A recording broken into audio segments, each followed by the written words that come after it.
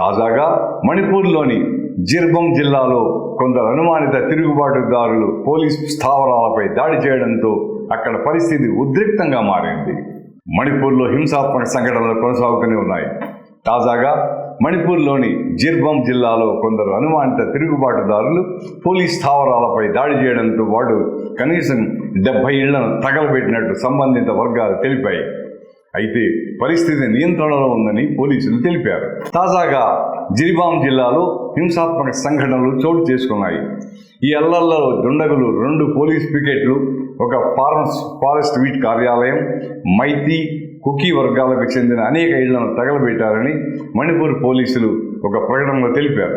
గురువారం ఈ ప్రాంతానికి చెందిన 69 ఏళ్ల వ్యక్తిని కుకీ తిరుగుబాటుదారులు హత్య చేశారంటూ మొయితీ కమ్యూనిటీ ఆరోపించింది.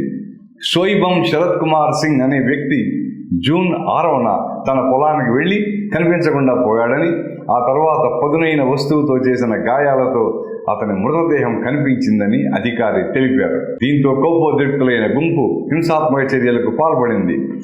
దీంతో ముందు జాగ్రత్తగా చర్యగా 239 మంది మైతీల ఇళ్లు ఖాళీ చేయించారు.